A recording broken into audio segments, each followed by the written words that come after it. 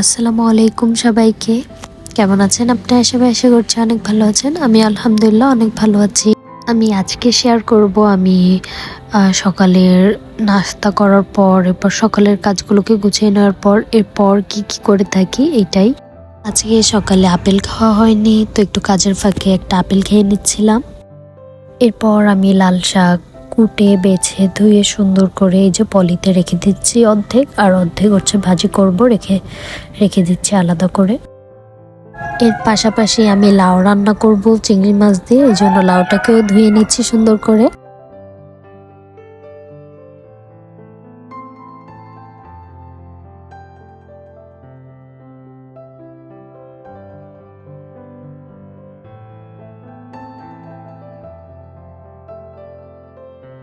আমি রান্না বান্না সব আমার স্টাইলে করি, মানে আমি যেভাবে রান্না করে খেতে পছন্দ করি সেভাবে করি। মাঝে মাঝে একটু মশলা বেশি করে রান্না করে খাইতে বেশি ভালো লাগে। মাঝে মাঝে অনেক সিম্পল খাইতে মন চায়, যে একদম সিম্পল পাতলা ঝোল খাবো বা সিম্পল শাক সিম্পল ভর্তা খাবো। আবার মাঝে মাঝে একটু রোস্ট পোলাও মাংস খাইতে মন চায়। আসলে এটা মনের উপর ডিপেন্ড করে কখন কি রান্না করব। বাট এখন যেহেতু একটু ডাইটে আছি, তো এখন চাইলেও অনেক কিছু খাওয়া যাবে না। আমার ব্যাকগ্রাউন্ড মিউজিকে অনেকগুলো পাতিশালের ডাক শোনা যাচ্ছে। আসলে আমি ছাদের উপর বসে বসে চুপি চুপি ভয়েস দিচ্ছি, এই জন্য হচ্ছে পাতিশাল পাশে ডাকতেছে, এটা শোনা যাচ্ছে। আমি এখানে তেল দিয়ে দিয়েছি, এরপর পেঁয়াজ মরিচ এগুলো দিয়ে দিলাম, হালকা লবণ হলুদ দিয়ে দেবো। চিংড়ি মাছও দিয়েছি, হালকা সুন্দর করে ভাজা ভাজা করব এটাকে, যাতে চিংড়ি মাছের গন্ধটা চলে যায়। এরপর চিংড়ি মাছ আর পেঁয়াজ মরিচটা প্রপারলি হচ্ছে ভাজা হয়ে গেলে এর ভিতরেই আমি লাউ দিয়ে দিব। অ্যান্ড এটা এক্সট্রা করে কোনো পানি অ্যাড করব না, আমি লাউ থেকে যেই পানিটা বের হবে সেটা দিয়ে হচ্ছে রান্না করব। লাস্টে অল্প একটু পানি দিয়ে দেব ঝোলের জন্য।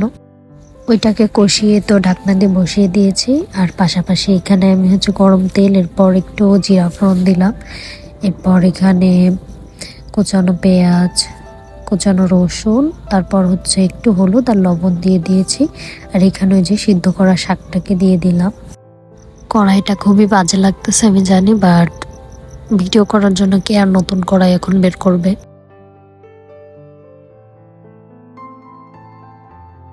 লাল শাক ভাজি তো হয়ে গেছে, আর লাউটাও অলমোস্ট হয়ে গেছে। আমি অন্য পাশে লাল শাক ভাজিটা সরিয়ে এপাশে হচ্ছে চিংড়ি মাছ দিয়ে উস্তে দিয়ে লাউয়ের খোসা দিয়ে আর একটা ছোট্ট আলু দিয়ে এখানে সুন্দর করে ভাজি করে নেবো। এই ভাজিটা অসম্ভব ভালো লাগে, আমি ফার্স্ট টাইম করছি, এর আগে কিন্তু করিনি। একটা ছোট্ট করল্লা ছিল, করল্লা উস্তা, যেটাই একটু বড়টাই করলাই। সো এটা ভাবলাম যে এটা অল্প একটু দিয়ে তো হবে না, তো আর একটা কিছু মিক্স করে দেয় সাথে, তো বুদ্ধি আসলো যে এগুলো মিক্স করে ফেলি।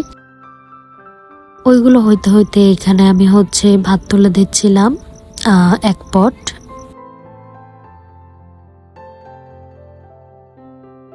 রান্না বান্না করলে কিন্তু কম করে হলো 4-5টা প্লেট থালা বাসন এগুলো ময়লা হয়, তো আমি এগুলো সুন্দর করে ডিশওয়াশার দিয়ে ক্লিন করে এরপর পানি দিয়ে ধুয়ে দিয়ে রেখে দিচ্ছিলাম।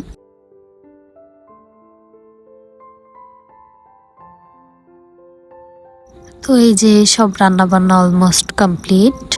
না অলমোস্ট কমপ্লিট বললে ভুল হয়, একদম পুরোপুরি কমপ্লিট, সব রান্না বান্না শেষ। এরপর ফ্রেশ এনাফ হয়ে শুধু খাওয়া দাওয়ার পালা।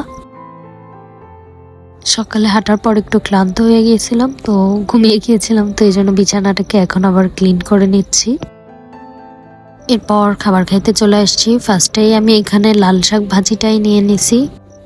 আমার খাবার দেখে কেমন যেন লোভ লাগতেছে, আমি বলতে পারি না, বাট আমি আগে এত পেটুক ছিলাম না সত্যি।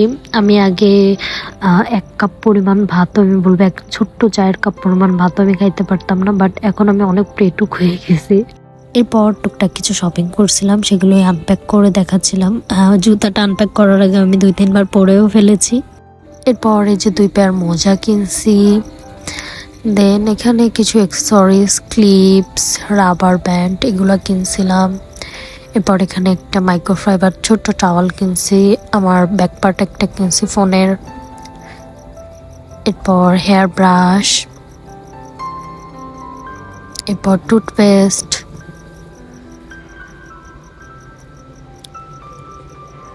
এরপর ডাব কন্ডিশনার, সরি প্যান্টিন কন্ডিশনার, ডাব শ্যাম্পু, এরপর এক্সট্রা একটা লিকুইড হ্যান্ড ওয়াশ, আমার লিপ বাম, এরপর কিছু ছোট ছোট ক্লিপস কিনছিলাম, অনেক কিউট লাগতেছিল আমার কাছে এই জন্য।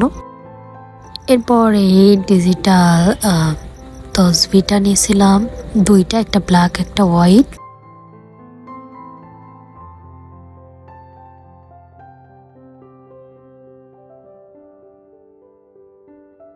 এরপর বিকালে যে ছাদ থেকে কাপড় উঠাইতে গেছিলাম, আর এটা আমার এত ভালো লাগছে, আমি সবসময় এটা নিয়ে টুকটাক করে একটু করি, মানে জিকির করতে থাকি। আমি জানি নতুন নতুন জিনিস নিয়ে আমার এরকম একটু অ্যাট্রাকশন থাকেই, জানি না কিছুদিন পরে কেমন হবে। এরপর আমি ওষুধ খেয়ে নিলাম, অনেকগুলো পানি খেয়ে নিলাম, একটা আপেল নিয়ে নিছিলাম। আমার আসলে মনে ছিল না যে আমি একটা আপেল খাইছি, সো আমি বিকালবেলা আরও একটা আপেল নিয়ে নিছিলাম। আসলে অতিরিক্ত কোনো জিনিস খাওয়াই আসলে উচিত না। এরপর এই যে এখানে একটু দাঁতের ডাক্তারের কাছে আসছিলাম শুদ্ধ ভাষায়। আল্লাহ হাফেজ, আসসালামু আলাইকুম।